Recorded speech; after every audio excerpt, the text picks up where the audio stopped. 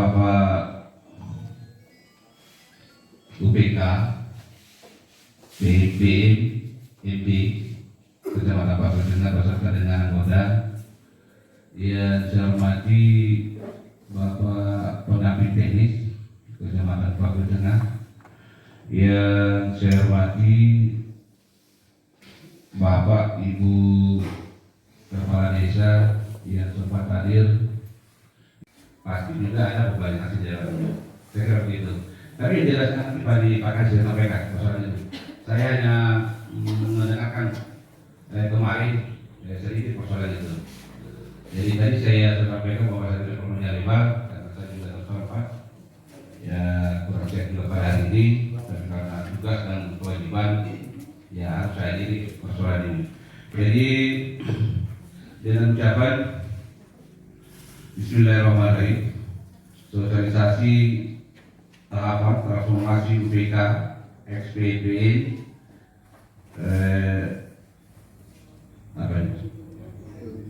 Kebundes bersama Kecamatan Paku Tengah kami buka secara resmi. Saya ucapkan Assalamualaikum warahmatullahi wabarakatuh.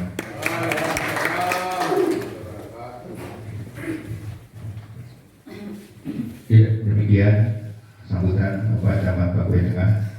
Kami aturkan banyak terima kasih. Selanjutnya sambutan dan arahan Bapak Kepala Dinas DPD Kabupaten Gorontalo Utara. Dengan ini kami silakan. April atau kalau saya salah Februari 2023. Jadi sedikit lagi waktunya. Tinggal berapa bulan kita masuk di 2023 itu selesai semua. Itu sudah menjadi ketentuan kebijakan yang tidak boleh lagi tawar-tawar. Lalu dalam sosialisasi ini perlu, kenapa? Karena di luar sana masih ada banyak kita dengar, bahkan di teman-teman pengurus UPK XPPN sendiri yang sampai bulan kemarin masih resah. Kenapa? Karena mereka punya payung hukum belum ada. Kalau saya tidak salah, bahkan di UPK itu sendiri, teman-teman di UPK itu sendiri, ada forum yang dibentuk untuk memperjuangkan nasibnya sebagai orang atau person yang pernah diberi amanah dari negara ini melalui Kementerian Dalam Negeri yang kalau saya tidak salah di Dirjen Bina Pendes melalui PMPM namanya. Sekarang alhamdulillah atas perjuangannya itu lahirlah Peraturan Menteri Desa nomor 15 tentang transformasi UPK XPPN ke Badan Usaha Milik Bersama. Jadi saya kira itu sudah jelas Pak, tidak ada lagi keraguan. Yang kemudian di situ tidak diatur mengenai tentang BUMDes. Dari pengurus BUMDes ini bagus. Kalau teman-teman desa juga tidak merespon, tidak mendukung, itu juga tidak bisa jalan. Karena itu nanti teknisnya juga akan dimusyawarahkan. Ada Pak Camat sebagai pembina langsung. Di sana tempatnya juga harus dikonsultasikan. Kalau kantornya ada ya? Ada kantornya? Jadi mudah-mudahan setelah terbentuk di sana nanti sudah difungsikan betul. Karena di samping tadi pengamanan jalannya, rodanya, SPP-nya itu, aset-aset itu juga kita dituntut bagaimana biar yang kecil-kecil dulu lah. Kalau seandainya tadi kita tidak bisa yang besar seperti apa yang saya ceritakan tadi itu, kita dulu start yang kecil-kecil yang sifatnya bisnis betul, ada keuntungan di dalamnya. Dengan lebih baik lagi. Karena sudah hampir setengah 12 ini. Untuk mempersingkat waktu, saya memberikan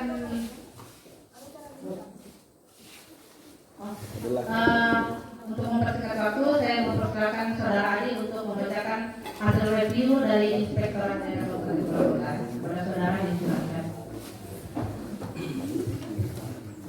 Terima kasih atas kesempatan yang diberikan kepada saya. Baiklah, kami dari tim Inspektorat akan menyampaikan laporan hasil review UPK dana bergulir masyarakat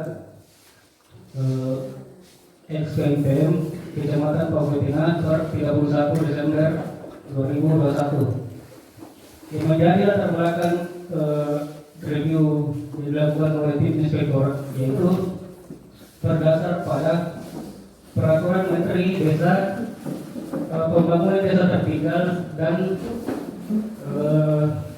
Transmigrasi nomor 15 tahun 2021. Di sini dijelaskan pada pasal 5 ayat 4 bahwa unit pengelola kegiatan DBM XPNPM MPD menyusun laporan perhitungan keseluruhan aset DBM XPNPM UPD beserta data penerima manfaat untuk disampaikan kepada Inspektorat yang nantinya akan dilakukan review.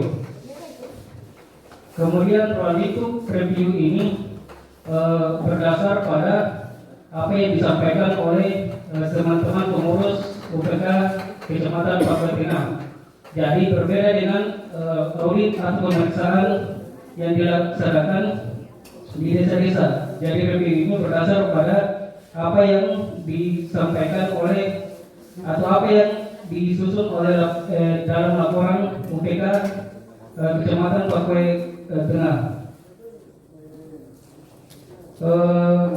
Yang menjadi aspek atau poin review yang dilakukan oleh tim Inspektorat Kabupaten Purwakarta, yang pertama itu laporan perkembangan pinjaman, yang kedua itu laporan laba rugi, kemudian yang ketiga itu laporan neraca yang memuat aset-aset UPK Kecamatan Pakuwai Tengah. Yang pertama itu data penerima manfaat. Adapun penerima manfaat simpan pinjam perempuan yang sebanyak 1.203 orang. Kemudian dari 1.203 orang ini yang aktif sebanyak 289 orang. Nah, selanjutnya itu laba UPK DBM XPNPM Kecamatan Pakuwai Tengah per 31 Desember 2021 sebanyak 1.534.018.406 rupiah. Kemudian yang ketiga itu keseluruhan nilai aset. Jadi keseluruhan nilai aset ini terbagi atas 4 pos atau 4 akun. Yang pertama itu kas. Kas ini sebanyak 92.470.000 rupiah. Kemudian kas yang ada di bank sebanyak 60.486.059 rupiah. Kemudian pinjaman ini adalah aset UPK XPNPM Kecamatan Pakuwai Tengah yang ada di masyarakat sebanyak 3.888.425 rupiah. Nah, pinjaman ini terbagi atas dengan yang ada di desa-desa. Di desa Poala sebanyak 33.663.500 rupiah. Satu pinjaman ini termasuk dengan tunggakan dan bunga. Kemudian di desa Labiki sebanyak 982.666.500 rupiah. Desa Pasampang sebanyak 56.386.275 rupiah. Kemudian Desa Salu Lotong sebanyak Rp41.455.000. Selanjutnya Desa Tolemo sebanyak Rp320.351.000. Kemudian Desa Majapahit sebanyak Rp850.658.650. Desa Lanipah sebanyak Rp223.153.000. Kemudian Desa Latali sebanyak Rp450.185.500. Kemudian Desa Terengga sebanyak Rp3.689.000. Dan terakhir yaitu Desa Kalahunde sebanyak Rp180.690.000. Kemudian inventaris yang dimiliki oleh UPK XPNPM Kecamatan Pakuai Tengah sebanyak Rp120.875.000. Nah, keseluruhan nilai aset sebagaimana yang ditampilkan di atas sesuai peraturan Menteri Nomor 11 Tahun 2021 tentang Badan Usaha Milik Desa dan peraturan Menteri Desa, Pembangunan Daerah Tertinggal dan Transmigrasi Nomor 15 Tahun 2021 tentang tata cara pembentukan pengelola kegiatan dana bergulir masyarakat XPNPM. Maka kami dari tim Inspektorat merekomendasikan bahwa keseluruhan nilai aset ini akan menjadi modal milik bersama masyarakat desa dalam satu kecamatan Pakuai Tengah.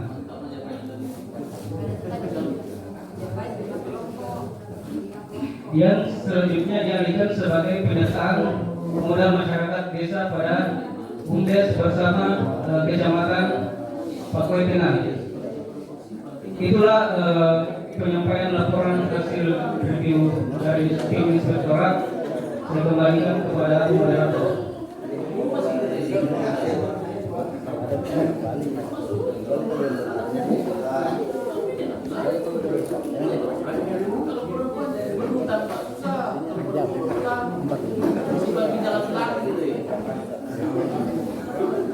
Ya, itu tadi hasil review yang dilakukan oleh Inspektorat Kabupaten Kolaka Utara yang dalam hal ini yang dilaporkan oleh tim UPK Kecamatan Pakuai Tengah. Mungkin ada yang ingin, silakan Ibu. Ya, kita batasi karena waktu, kita batasi. Mungkin ya.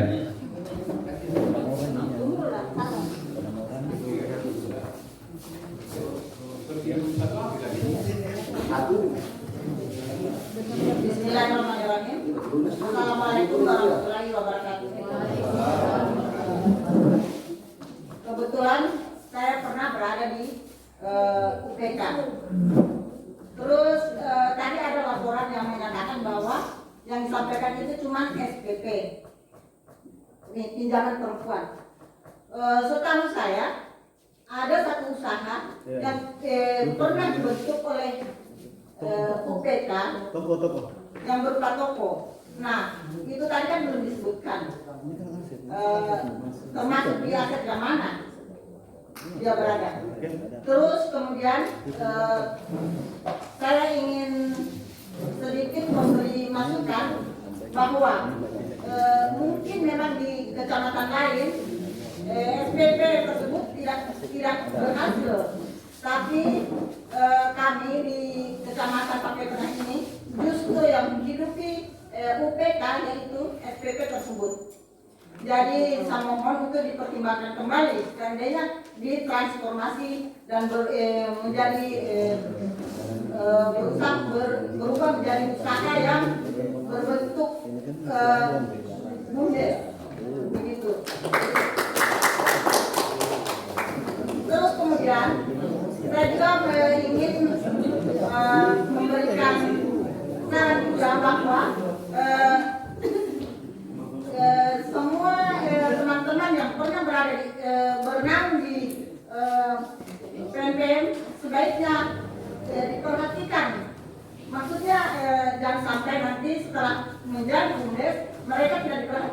lagi, maksudnya tidak menjadi pengurus lagi. Kasihan mereka. Mereka mulai dari awal membesarkan PNPM. Saya rasa demikian. Assalamualaikum warahmatullahi wabarakatuh.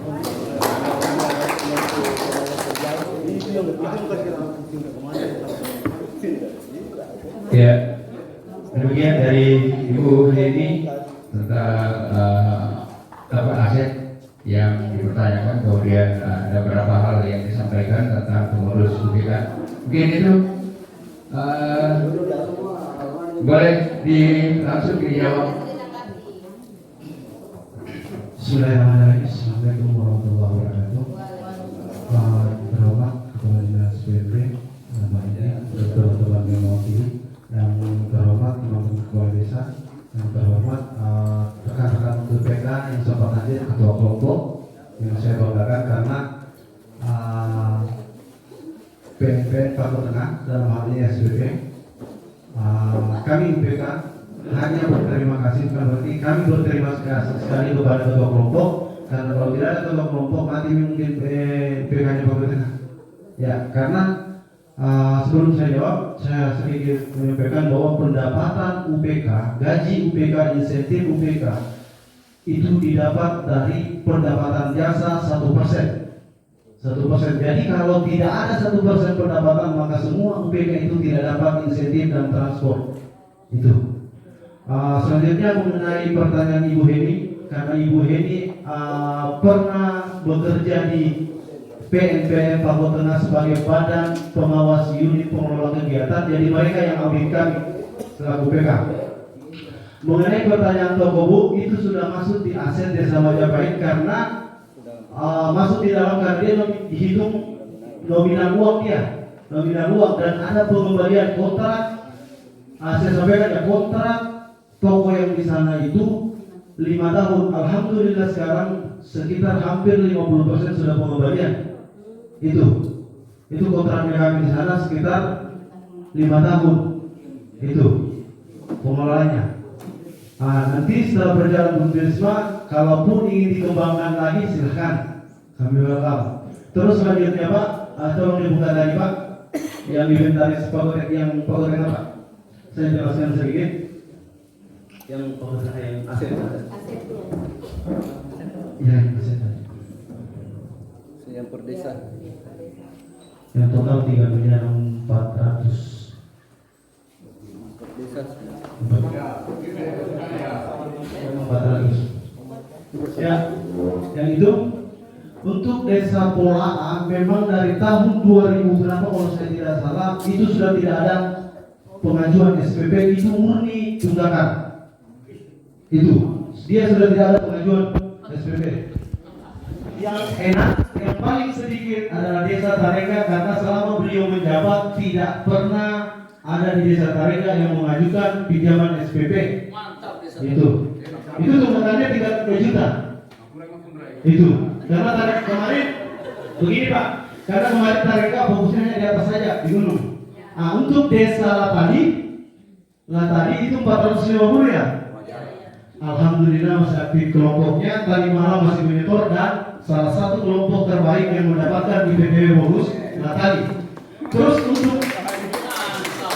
untuk yang paling is the best itu ada 2 kelompok, Ibu Jus dan Ibu Ridwan, itu kelompok Desa Lalipa, mereka juga dapatkan di PPW, kelompoknya ada itu lebih. Jumlah pinjaman terbanyak yang ada di Papua Tengah itu ada di Desa Labipi, dan alhamdulillah hampir setiap habis angsuran mereka dapatkan di PTW. Artinya begini, ada aturan di UPK bahwa ketika pembayaran tanggal 1 lancar sampai 10 bulan, maka peminjam mendapatkan bonus 1 bulan jasa dikembalikan ke peminjam semua. Jadi UPK hanya dapat 9 bulan jasa. Itu. Terus selanjutnya informasi yang lebih penting bahwa saya masuk dan tahu aset Papua Tengah itu tahun 2012 ya. Saya masuk. Aset Papua Tengah sampai sekarang dana segar dari pemerintah dalam arti BLM, BPNPM waktu itu hanya berkisar 1.600.000 sekian ditambahkan dana PPK dari kecamatan Pakue 215 juta. miliar 900 dana segar. Alhamdulillah sampai sekarang Papua Tengah asetnya 3 miliar 200 juta lebih, dan tahun 2021 Papua Tengah melakukan perbudakan hampir 2 miliar ke masyarakat. Itu. Nah, terus selanjutnya yang inventaris Pak, yang tadi yang 3 miliar 404 itu Pak. Ada yang di PowerPoint Pak, di PowerPoint. PowerPoint saya. PowerPoint saja. PowerPoint ya. Yang per desa kayaknya. Yang ini Pak, dana Papua Tengah hanya 3 miliar 200 lebih, tapi totalnya ada 3 miliar 400. Saya jelaskan bahwa inventaris terhitung di laporan UPK ini dana habis Pak, habis dia, karena dia berupa barang penyusutan. Inventaris kantor ada infobus yang tadi rusak, kantor, print dan sebagainya, termasuk 2 unit motor. Ada 2 unit motor, itu inventaris UPK. Ke depan ketika BUMDes mau kelola kembali silakan. Ini Pak, ada semua di laporannya kami daftar inventaris yang masih bernilai uang. Ya, itu saja dari saya. Sekian, wabillahi taufiq wal hidayah. Assalamualaikum warahmatullahi wabarakatuh.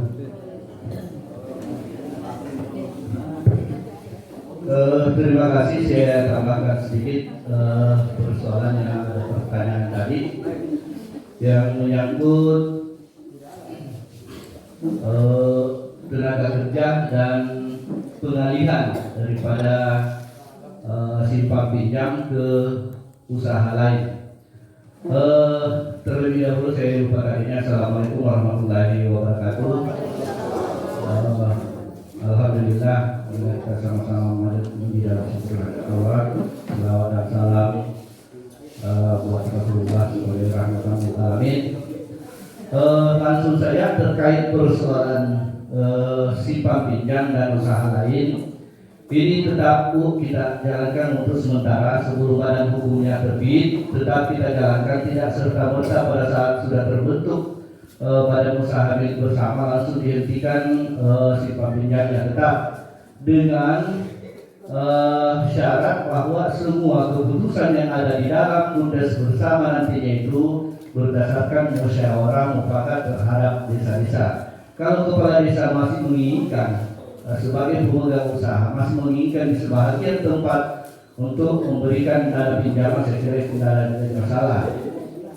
Artinya bahwa kemarin kalau di UPK itu hanya satu dia punya jenis usaha simpan pinjam. Ke depan ini tergantung dengan potensi yang ada di kecamatan kita, seperti apa yang disampaikan Pak Kadis tadi, mau eskavator, mau pupuk, mau apa saja pertasok, itu berdasarkan musyawarah dan mufakat daripada semua pemegang usaha, pemegang saham nantinya. Dan nanti kita lihat kembali persoalan apa yang mau dilaksanakan nanti. Nah, ini kan kemarin inspektorat itu baru hasil review, akan ada mungkin audit nanti. Mereka tidak bisa memberikan audit sebelum ada badan hukum atau terbentuknya kembali daripada badan hukum ini, misalnya dari UPK ke BUMDes bersama. Kalau sudah terbentuk BUMDes bersama, para pemegang saham menginginkan mau diaudit UPK-nya atau pengurusnya, tetap insya Allah pihak inspektorat akan memberikan auditnya. Kemana uangnya ini, kemana ini, seperti tadi yang disampaikan bahwa ada toko, itu tidak disampaikan secara real terkait dengan keterbatasan waktu kita. Hanya disampaikan seluruh aset UPK yang ada sekian. Dari sekian aset UPK ini, misalnya simpan pinjam sekian yang masih bergulir yang ada. Jadi jangan juga heran ke desa-desa. Mungkin baru kita ketahui bahwa di setiap desa ini masih ada ratusan juta. Bukan bahwa ratusan juta yang ada di desa itu tidak bergulir dalam mandek. Tidak semuanya mandek. Artinya itulah yang disampaikan UPK bahwa itu saya gulirkan kembali dan inilah total yang ada di desa. Nah, meskipun sebenarnya ada yang mandek, mungkin itu masih tahun-tahun sebelumnya masih berbentuk UPK kemarin. Ini kan sudah ada beberapa pergantian UPK ke PNPM, ini pernah memang kami menyerahkan waktu masih gabung Pak Kue, pernah kami menyerahkan dana ke Pak Kue Utara itu sekitar 170 pada saat itulah yang mandek mungkin antaranya. Kemudian persoalan tenaga kerja insyaallah dari semua yang berperan aktif di UPK insyaallah akan diberikan kegiatan nantilah teknis itu secara teknis dan ada beberapa memang peruntukan tentang bagian daripada pengurus yang ada itu nanti sebentar kami jelaskan secara ini. Saya kira mungkin itu saja, mungkin masih ada yang terkait dengan persoalan anggaran. Kepala desa, saudara. Ya, kepala desa. Bapak-bapak kepala desa mungkin ada yang mungkin dipertanyakan sebelum kita lanjut, masih tahap review inspektorat.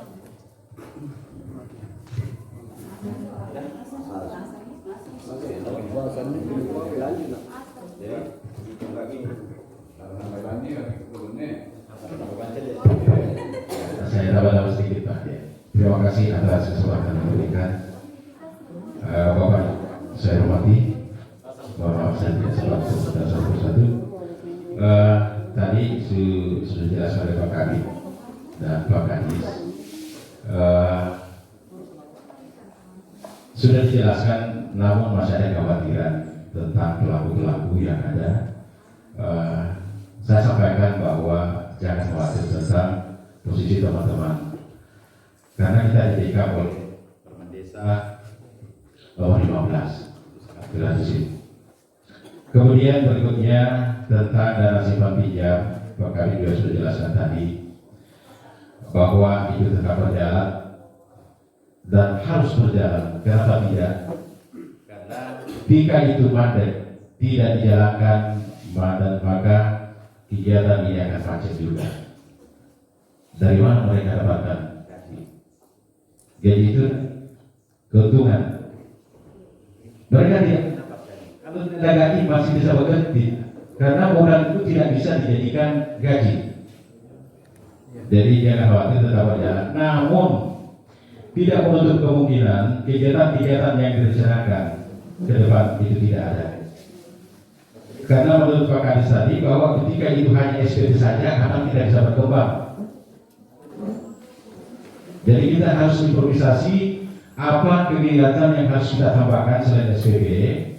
Nah, ketika itu sudah berkembang, kita akan menambah terus kegiatan, boleh dikerjasamakan bahkan di luar kecamatan kepentingan. Ketika itu ada.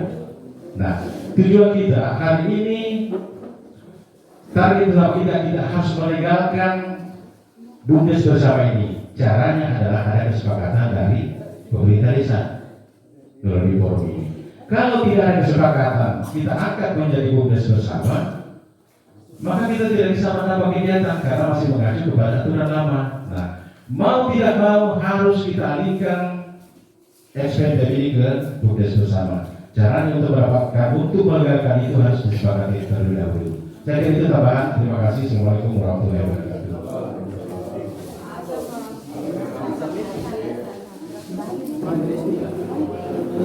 Soma dulu, Soma. Dulu. Jadi selesai ya. Bicara ya. Iya, karena sementara azan di masjid kita beri sekaligus makan siang.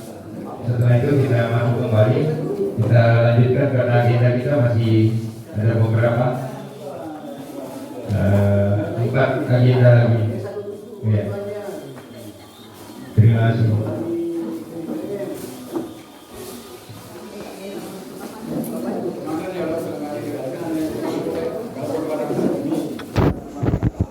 Bencana itu akan diatur nanti di anggaran dasar, anggaran rumah tangga itu lebih jelas. Kemudian tahapan ketiga adalah kegiatan sosial masyarakat, bansos, RTM, kemudian pengembangan kapasitas kelompok SPP, web dan umum. Ini masih ada web dan umum. Jadi tidak usah ragu Bapak Ibu tentang menghentikan ini untuk usaha ekonomi produktif. Hanya saya katakan juga tadi bahwa kalau mau memberikan dana terhadap usaha ekonomi produktif jangan salah-salah juga. Apa juga gunanya kalau hanya 1 juta? Di mana mengambil hasil?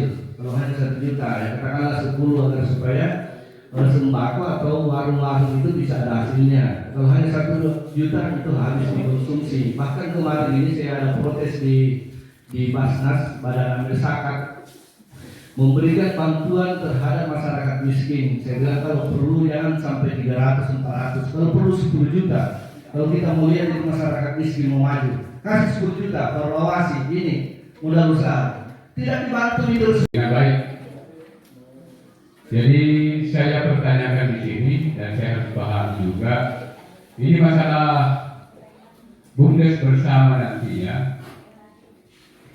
Seandainya kita sudah memberikan pernyataan modal senilai misalnya 50 juta, terus berjalan 1-2 tahun, BUMDes yang ada di desa juga berdana. Apakah kami bisa memberikan usulan atau meminjam kepada BUMDes bersama itu untuk membantu modal yang ada di BUMDes yang ada di desa itu? Apakah kami bisa mengambil bantuan atau pinjaman ke BUMDes bersama tadi untuk juga membesarkan BUMDes yang dikelola di desa? Itu saja penjelasannya Pak. Barangkali sekian. Assalamualaikum warahmatullahi wabarakatuh. Mana langsung dijawab atau masih ada? Ya. Sampai ini tetap pengurusnya berjalan. Nah kalau tidak ada itu siapa yang menjalankan? Karena tidak boleh menggunakan modal Pak. Modal ini tidak boleh digunakan sebagai operasional. Itu tidak boleh. Yang diambil adalah dari keuntungan surplus. Terima kasih. Terkait juga pertanyaan terakhir, tetap berjalan Bu, tidak usah khawatir, tetap berjalan. Nanti pada saat penasihat bersama dengan pengurus Bundesma rapat, apa kegiatan yang mau dilakukan sesuai dengan potensi yang ada, dihitunglah sesuai dengan proposal yang ada, misalnya beberapa ratus juta, tetapi tidak cukup uangnya di situ, baru mungkin dihentikan dari beberapa desa yang ada perguliran yang mungkin agak susah untuk menambahkan modal di situ. Tapi untuk sementara ini tetap berjalan. Jadi sisa nanti kesepakatannya kapan dia berhenti, pada saat pemegang saham bersama dengan pengurus Bundesma membutuhkan dana yang lebih dan akan dihentikan di sebagian tempat. Itu jadi tergantung lagi kepada pemegang saham dan pengurus tak. Kalau memang masih mau berjalan itu terus, tambahkan modal dari desa agar supaya mereka juga dapat persentase. Tetapi apa usahanya dulu? Jadi lihat dulu apa usahanya sehingga itu bisa mendapatkan laba dari hasil uang yang ditambahkan ke Bundesma. Jadi tidak usah khawatir Bu, persoalan itu insya Allah terkait juga dengan honor dan lain-lain, insentifnya diambil dari situ. Jadi kembali semua keputusan nanti adalah keputusan musyawarah untuk mufakat di Bundesma bersama dengan pengurus, penasihat dan pengawas. Sekira itu saja.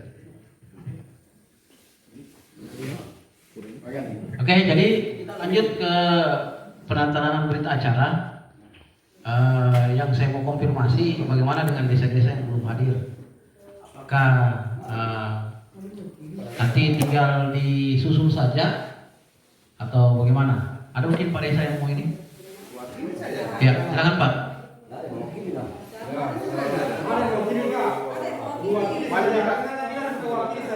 Ini kan kita ada BPD-nya. kegiatan kita Pak.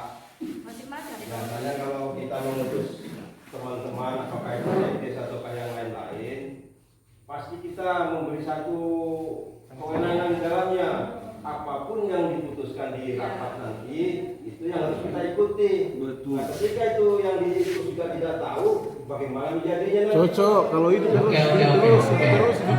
Jadi lanjut saja. Bisa mungkin kita penandatangan berita acara. Mulai dari Pak Desa. Ya di sini. Atau rekomendasi kabinet itu. Ini meja angkat 1. Media situ.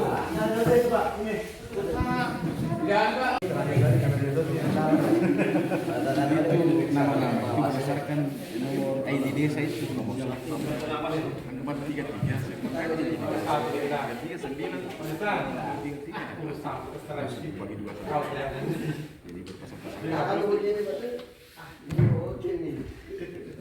Ya, selanjutnya Kepala Desa Tolemo atau yang mau diri?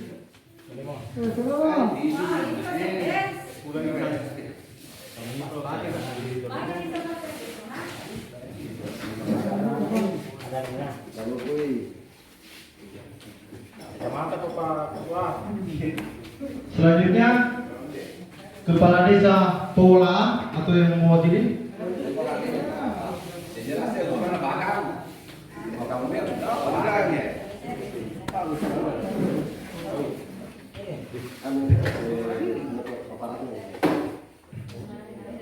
Selanjutnya yang terakhir Kepala Desa Kalahunde atau yang mewakili?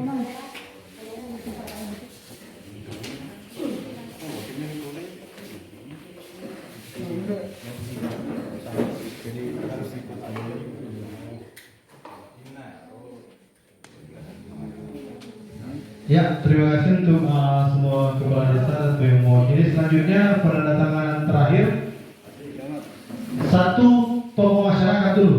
Satu tokoh masyarakat yang dikeluarkan di dalam pengawasan program karena ada juga tokoh masyarakat. Siap? Silakan. Bapak yang sudah tanda tangan, dari sini nggak ada tanda tangan dulu.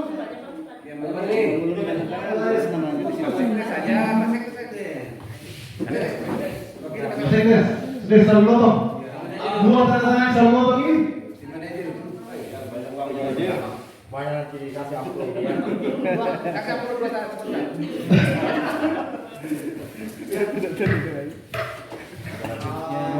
Selanjutnya Bapak Camat Pagwe Tengah. Dokumentasi. Statusnya apa itu? mengetahui kecamatan mengesahkan Dokumentasi dulu.